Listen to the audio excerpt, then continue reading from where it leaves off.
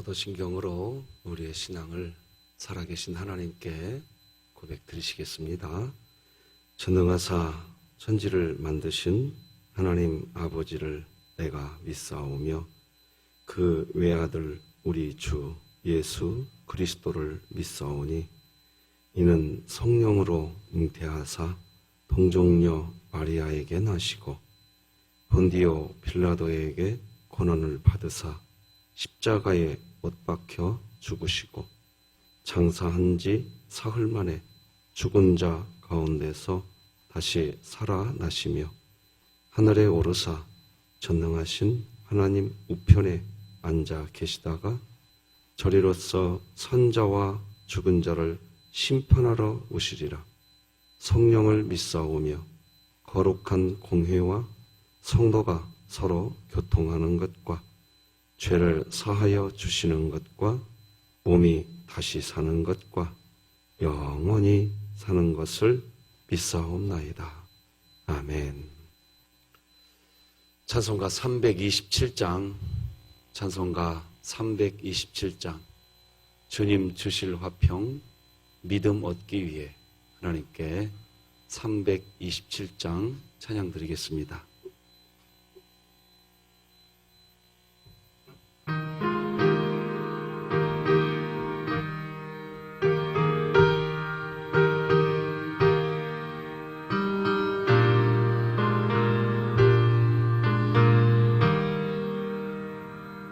주님 주실 화평 믿음 얻기 위해 너는 정성껏 기도했나.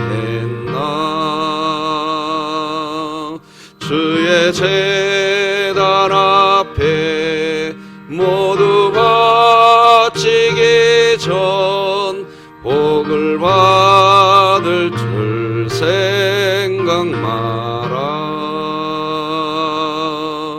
주의 제단에 선제서 드린 후에 주의 맘을 주장하니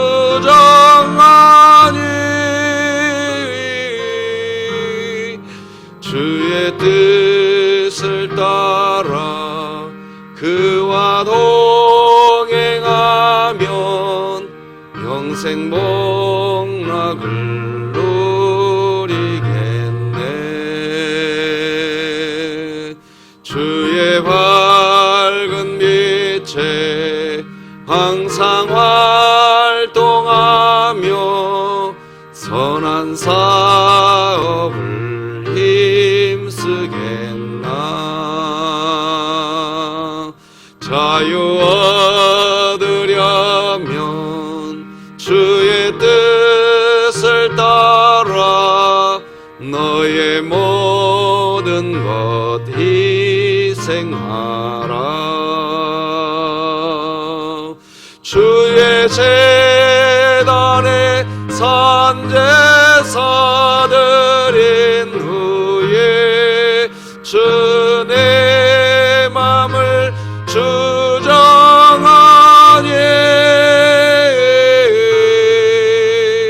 주의 뜻을 따라 그와 동행하면 영생 복락을 누리겠네. 주의 제단 앞에 모두 바친 후에 주와 온전히 사귀겠네. 주님 주신 기쁨 또한 그의 사랑 어찌 말로 다 형용하랴. 주의 제단에 선제서 드린 후에 주의 맘을 주장하니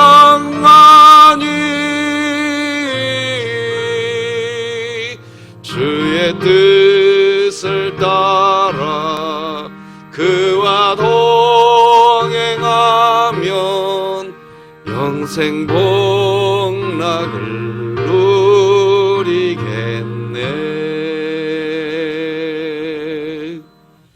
아멘. 진흥교회 주간 기도표 7월 14일 화요일 기도 제목 함께 기도하십시다. 교회를 위해 기도합니다. 교회 리모델링 공사를 담당하는 모든 담당자들을 붙들어 주사 안전하게 공사가 마무리되고 새로운 다음 세대의 공간이 하나님의 기대와 지역사회의 요구를 모두 수용하는 공간이 되게 하시고 2020년 복음을 전수하는 가정을 세우는 교회가 되게 하소서. 이웃을 위해 기도합니다. 진흥교회가 정부의 지시사항에 맞추어 철저한 코로나19 대응 방안과 사회적 거리두기를 통한 노력의 결실을 통해 수원 지역 사회를 섬길 수 있게 하소서. 북한을 위해 기도합니다. 북녘 땅에 신앙의 자유가 주어지므로 자유롭게 예배드리며 전도, 선교의 자유가 보장되게 하시고 진흥교회가 입양하여 섬기기 원하는 평안남도 강동군에 속히 하나님의 은혜가 임하게 하소서. 자녀를 위해 기도합니다. 교회 학교를 기억하여 주셔서 코로나19로 인해 제한된 환경 속에서도 교역자, 교사, 학생 간의 관계가 원활하게 하시고 각 가정에서의 신앙교육이 부모들을 통해 순조롭게 진행될 수 있게 하소서. 국가와 열방을 위해 기도드립니다. 하나님을 부인하게 만드는 진화론의 심각성을 전 세계 교회와 가정들이 바로 알게 하시고 하나님의 창조론을 통해 부모와 자녀가 바른 성경적 가치관을 가지고 살아가게 하소서. 선교와 전도를 위해 기도합니다. 태국 김종진, 이은숙 선교사의 자녀 김은혜 선교사의 사역과 국내에서 대학을 다니고 있는 김은총의 학업 가운데 함께하여 주시고 모든 필요가 채워지게 하소서. 이 모든 것 주 예수 그리스도의 이름으로 기도드립니다. 아멘. 오늘 함께 나눌 하나님의 말씀은 구약성경 이사야 3장 13절에서 4장 6절, 4장 마지막 절까지 한 절씩 교독하시겠습니다. 이사야 3장 13절에서 4장 6절까지입니다.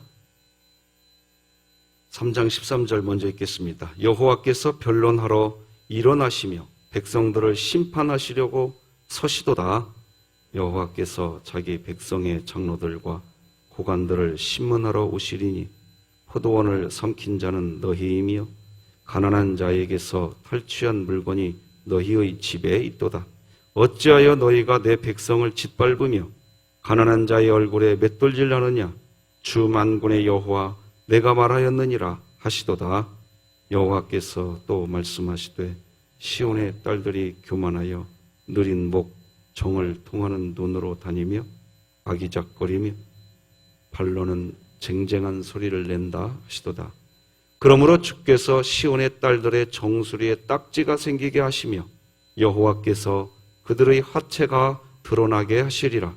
주께서 그 날에 그들이 장식한 발목고리와 머리의 망사와 반달 장식과 귀고리와 팔목고리와 얼굴 가리개와 화관과 발목 사슬과 띠와 향합과 호신부와 반지와 코고리와 예복과 겉옷과 목도리와 손주머니와 손거울과 세마포 옷과 머리 수건과 너울을 제하시리니 그때에 썩은 냄새가 향기를 대신하고 노끈이 띠를 대신하고 대머리가 숱한 머리털을 대신하고 붉은 배옷이 화려한 옷을 대신하고 수치스러운 흔적이 아름다움을 대신할 것이며 너희의 장정은 칼에 너희의 용사는 전란에 망할 것이며 그 성목은 슬퍼하며 곡할 것이요 시온은 황폐하여 땅에 앉으리라.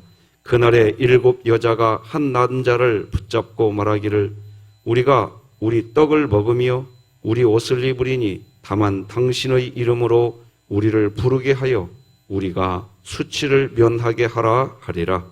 그날에 여호와의 싹이 아름답고 영화로울 것이요 그 땅에 솟아는 이스라엘의 피난한 자를 위하여 영화롭고 아름다울 것이며 시온에 남아있는 자, 예루살렘에 머물러 있는 자, 곧 예루살렘 안에 생존한 자 중 기록된 모든 사람은 거룩하다 칭함을 얻으리니 이는 주께서 심판하는 영과 소멸하는 영으로 시온의 딸들의 더러움을 씻기시며 예루살렘의 피를 그 중에서 청결하게 하실 때가 됨이라.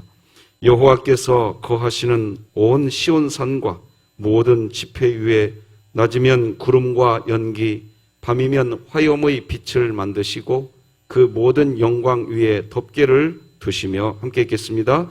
또 초막이 있어서 낮에는 더위를 피하는 그들을 지으며 또 풍우를 피하여 숨는 곳이 되리라.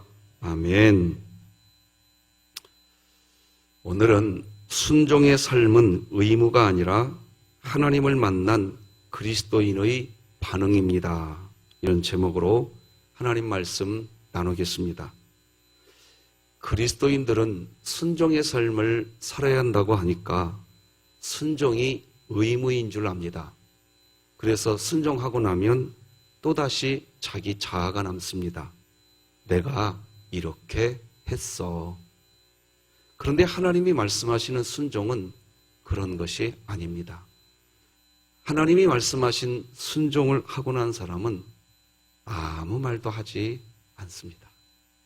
내가 주님을 위해서 했다고도 말하지 않습니다. 하게 된 것이 그냥 감사일 뿐입니다. 그것을 순종이라고 이야기합니다. 우리가 이사야 말씀을 나눌 때 계속해서 반복되는 하나의 공식적 패턴을 보시게 될 거라고 저는 어제 말씀드렸습니다. 다시 말씀드리겠습니다. 이사야서에 나타나는 공식적 패턴이 있습니다. 첫째는 이스라엘이 범죄합니다. 둘째는 하나님의 심판 예언 또는 심판이 나옵니다. 그리고 난 뒤에 심판을 듣지만 하나님은 그냥 곧바로 회복시켜주겠다는 말을 또 합니다. 오늘 본문도 그 구조를 가지고 있습니다. 여러분이 읽으셔서 이미 느끼셨을 겁니다. 그래서 그 구조의 패턴에 맞춰서 오늘 본문을 또 본 겁니다. 그래서 이런 패턴은 사실 현재 우리가 경험하는 패턴입니다. 우리들은 죄 곧 나 곧 죄이기 때문에 이렇게 새벽 예배 드리고 난 뒤에도 또 죄를 짓습니다. 우리들의 죄가 있습니다. 하나님께서 두 번째 우리의 죄를 알게 하는 꾸짖는 말씀을 해주십니다. 그런데 분명히 하나님을 나를 꾸짖고 있지만 여전히 하나님은 나의 하나님으로 불려집니다. 나의 아버지라고 불려집니다. 믿으십니까? 그리고 이런 패턴이 주는 교훈이 있다고 어제 말씀드렸습니다. 이런 패턴이 주는 교훈은 뭐냐?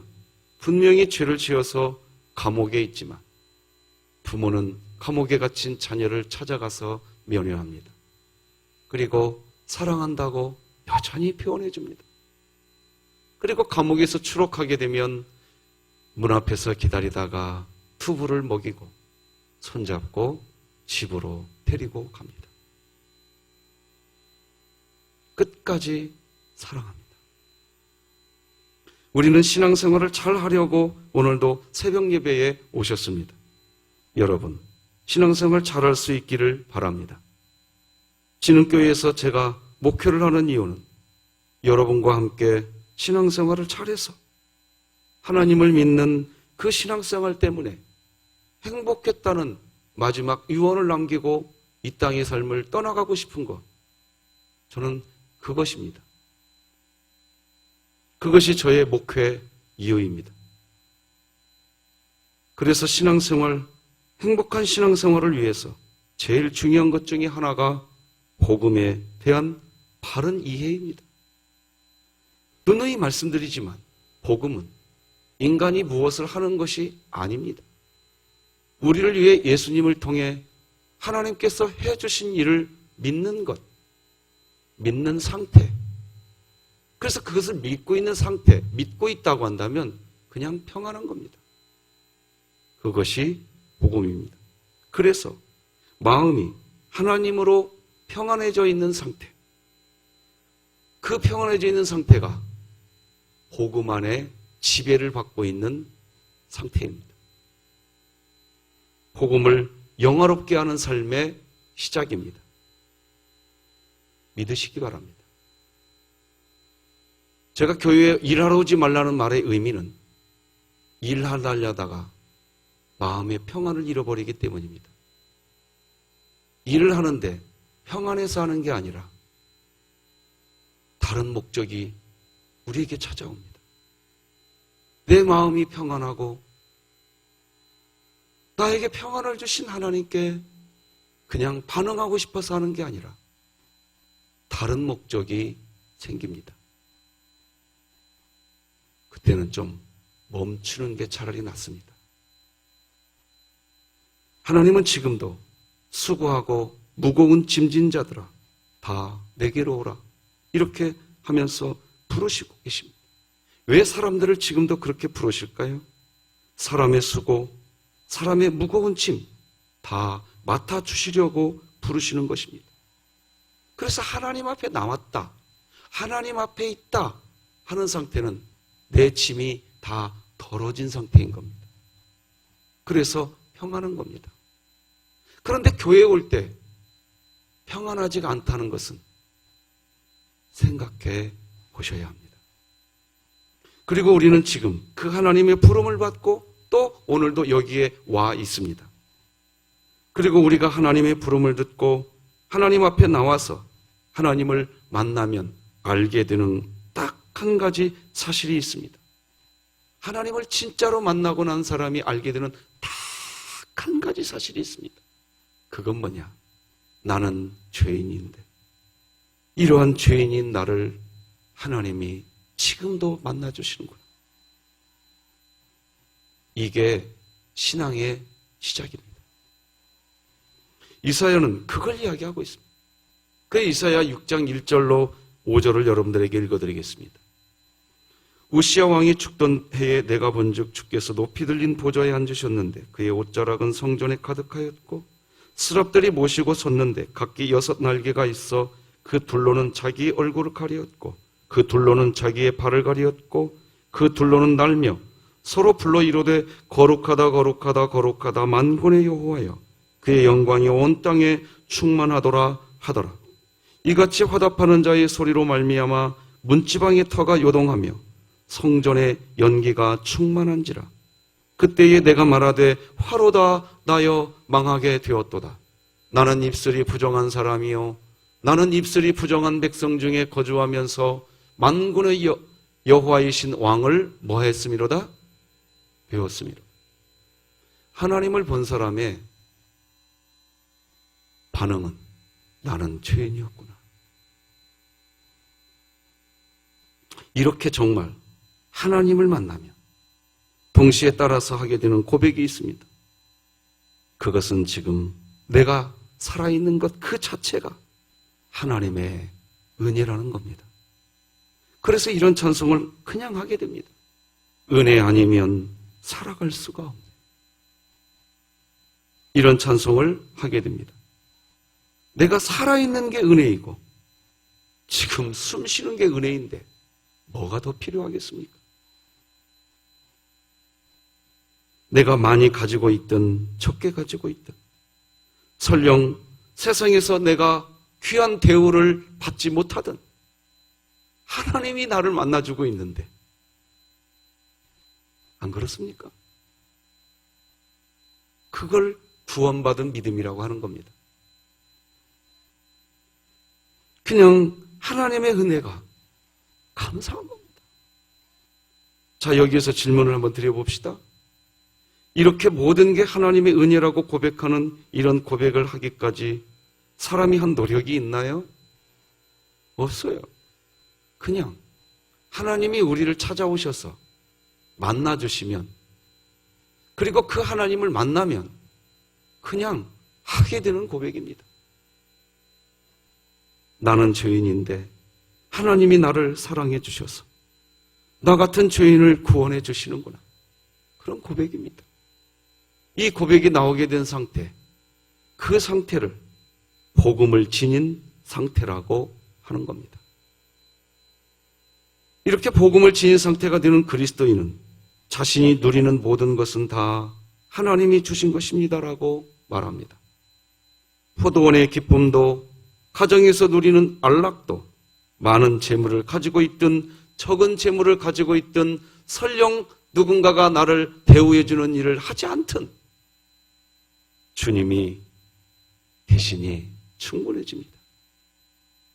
하지만 어리석은 사람들은 이것들을 주신 하나님보다 자신의 소유를 더 의지하려고 하고 자신이 뭔가 더 잘해야 하고 그래야 하나님의 은혜를 누릴 수 있는 것이라고 생각합니다. 그러나 탕자는 아무것도 하지 않았지만 아버지의 은혜를 누린 줄 믿으시기 바랍니다. 그냥 저분이 내 하나님이시고 내 아버지이시구나. 그래서 그 아버지 집으로 가면 아무것도 하지 않아도 아버지는 우리를 사랑해 주시는 겁니다. 할렐루야. 여러분이 뭘 해서 구원 받으셨습니까? 아닙니다.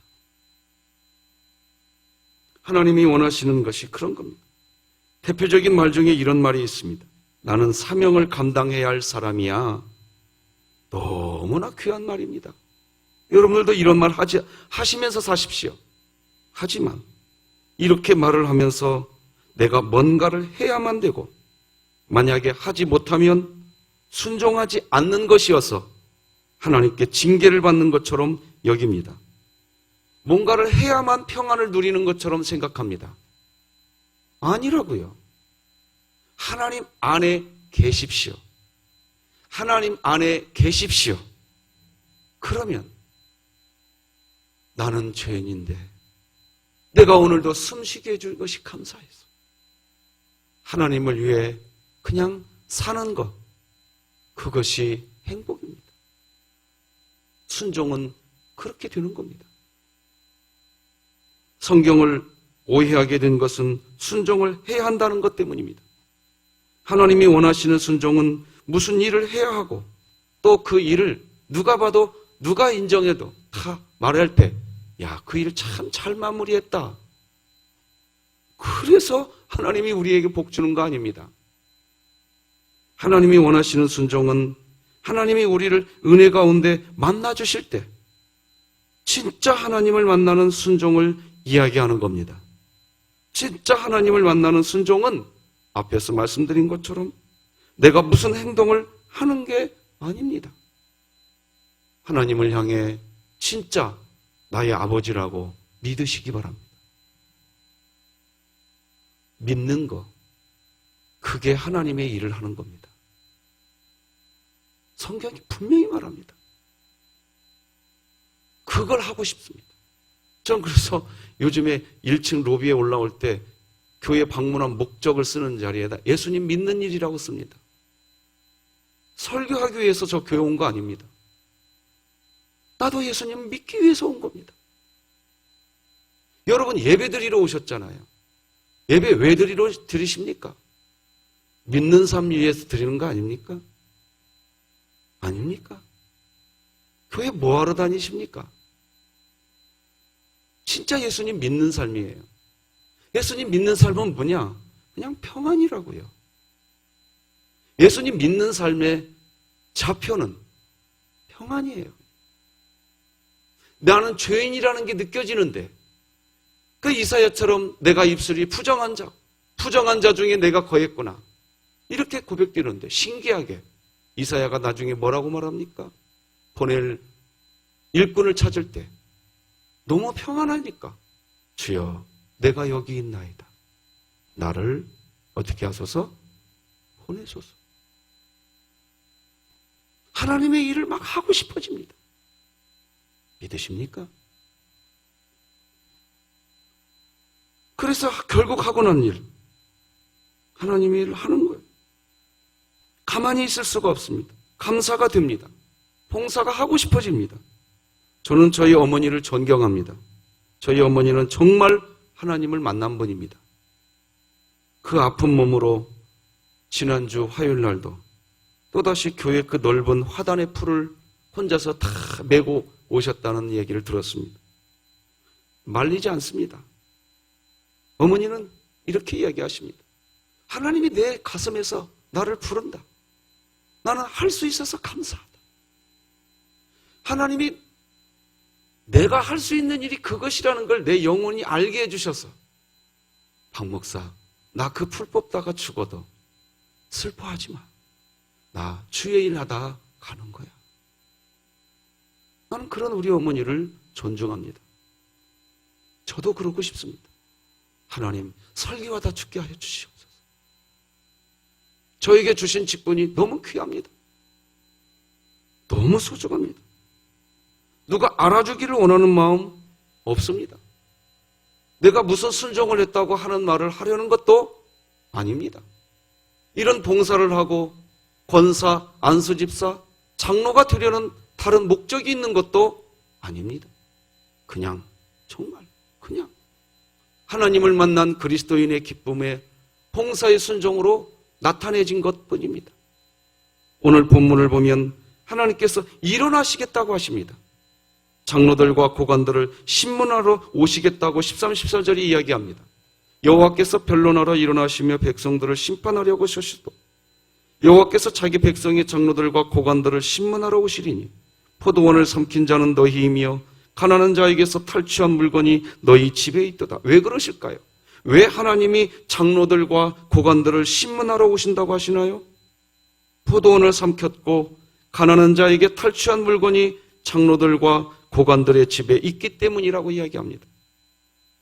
정말로 하나님을 만난 사람은 타인의 것을 탈취하지 않습니다. 이유는 도둑질이 나빠서이기도 하지만 그것보다 우선해서 복음을 받은 사람은 그게 안 됩니다. 안 되는 이유는 마음 안에 복음이 있기 때문입니다. 도둑질이 나빠서 도둑질을 하지 않는 것이 아니라 그냥 복음이 있기 때문에 그게 안 되는 겁니다. 나 같은 죄인을 살려주신 그 하나님, 그분이 내 안에 계시는데 안 되는 겁니다. 도둑질이 안 되고 미워하는 것이 안 되고 시기하는 것도 안 되고 당 짓는 것도 안 되고 분쟁하는 것도 안 됩니다. 윤리적인 사람이어서 그렇게 안 되는 것이 아닙니다. 내 안에 있는 복음, 내 안에 있는 주님, 그 주님 때문에 안 되는 겁니다. 믿으십니까? 믿으십니까? 이게 믿어지셔야 돼요. 이게. 복음에 의한 구원은, 그래서 구원은 철저히 수동적이며 내가 아무것도 할 수 없는 죄인임을 고백하는 데서 출발하는 겁니다. 그러니 나를 변론할 필요도 없어요. 나는 은혜로 사는 존재인데, 주님으로 사는 존재인데, 안 그렇습니까? 또한 하나님께서 일어나시고 신문하시려고 하신 이유는 여인들 때문이라고 16절에서 말합니다. 같이 읽어봅시다. 시작. 여호와께서 또 말씀하시되 시온의 딸들이 교만하여 느린 목 정을 통하는 눈으로 다니며 아기작거리며 걸으며 발로는 쟁쟁한 소리를 낸다 하시도다. 시온의 딸들이 교만해졌다고 이야기합니다. 교만은 무엇이 교만일까요? 교만 때문에 목을 늘립니다. 이런 표현이 지금 16절에 목을 늘려요. 목을 늘린다는 게 뭔 뜻인지 여러분 이미 다 아실 겁니다. 아기작거린다. 거만하다는 뜻입니다. 쟁쟁하는 소리를, 누가 쟁쟁합니까? 갓난아기가 쟁쟁거려요. 맨날 우는 소리 합니다. 교만해졌기 때문인가? 이 교만은 무엇일까요? 바로 하나님을 만나면 거룩하다, 거룩하다, 거룩하다. 그렇게 노래할 수밖에 없고 그 하나님 앞에서 그저 내가 죄인일 뿐이고 아무것도 자랑할 게 없는 그런 존재인 것을 알게 되는데, 그런데 교만해져 있는 거겠죠. 그 하나님과 못 만나고 있는 거예요. 그러니까 목을 들이빼는 거예요. 거만해집니다. 아기작거립니다.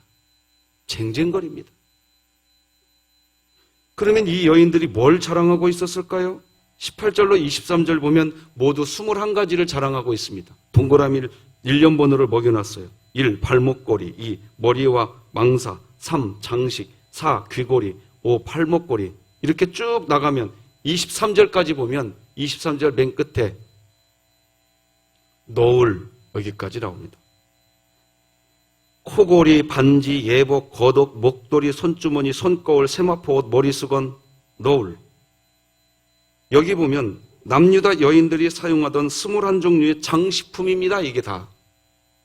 이와 같이 여성의 장식품에 대해서 상세하게 기록하고 있는 것은 인간의 끝없는 사치와 탐심의 어리석음, 그 중에서도 어떤 어리석음인가요? 하나님을 만난 그리스도인은 자랑할 게 예수 그리스도 외에 자랑할 게 없는데, 이렇게 많은 것들, 특히 자신을 꾸며주는 것들입니다. 이게 다 자신을 꾸며주는 것들이에요. 나 이렇게 이런 업적 세웠어. 자기를 꾸밉니다. 내가 이렇게 했어. 자기를 꾸미는 겁니다. 그래, 그걸 자랑합니다. 이 여인들이 지금 그러고 있었습니다. 우리 갈라디아서 6장 14절 다 같이 읽겠습니다. 시작. 그러나 내게는 우리 주 예수 그리스도의 십자가 외에 결코 자랑할 것이 없으니. 여러분은 무엇을 자랑하시나요? 예수님을 자랑하시기 바랍니다. 나의 뭘 자랑하려고 하지 마십시오. 그저 예수 그리스도 십자가 외에 자랑할 게 없다. 이게 고백되는 믿음, 여러분의 믿음이 되시기를 바랍니다. 그런데 이스라엘의 장로와 고관, 그리고 여인들이 교만해진 것을 지금 쭉 이야기하고 있던 오늘 본문의 내용이 3장에서 끝나고 4장 2절, 3절 다 같이 읽겠습니다. 시작. 그날에 여호와의 싹이 아름답고 영화로울 것이요 그 땅에 솟아는 이스라엘의 피난한 자를 위하여 영화롭고 아름다울 것이며 시온에 남아있는 자, 예루살렘에 머물러 있는 자, 곧 예루살렘 안에 생존한 자 중 기록된 모든 사람은 거룩하다 칭함을 얻으리니. 앞서 저는 이사야의 구조를 얘기 드렸습니다. 죄를 짓고 그러면 둘째 심판하시겠다고 이야기합니다. 그런데 또 다시 뜬구름없이 살려주겠다, 회복시켜주겠다는 말이 또 다시 나온다고 이사야에서의 구조를 저는 여러분들에게 말씀드린 적이 있습니다. 똑같이 그러나 4절도 같이 한번 읽어보십시다. 시작. 이는 주께서 심판하는 영과 소멸하는 영으로 시온의 딸들의 더러움을 씻기시며 예루살렘의 피를 그 중에서 청결하게 하실 때가 됨이라. 무슨 말이냐? 심판하시겠다는 얘기를 해놓고 또다시 곧바로 이어서 너희를 내가 씻겨주고 청결하게 해주겠다. 이게 뭘 이야기하는 건지 다시 설명하고 오늘 메시지 마무리하겠습니다. 여러분, 어제 새벽 예배 드리고 난 뒤에 또 죄가 우리 안에 있지 않던가요? 없으셨어요? 완벽하셨나요? 아니잖아요. 그런데 분명히 우리가 또다시 죄 가운데 있었는데 또다시 이 자리에 오게 그냥 하나님이 또다시 기회를 주시고 또다시 씻겨주시고 또다시 청결케 해주시고 그렇게 은혜로 살고 있단 말입니다. 그러면 하나님 자랑해야지요. 왜 나를 꾸며주는 것을 자랑하냐 말입니다. 성도 여러분, 하나님을 자랑하면서 오늘 그냥 행복하십시오. 기도하십시다. 하나님 아버지, 감사합니다. 존귀한 하나님, 모든 영광 받으시도록 예수님만 자랑하며 살게 하여 주시옵소서.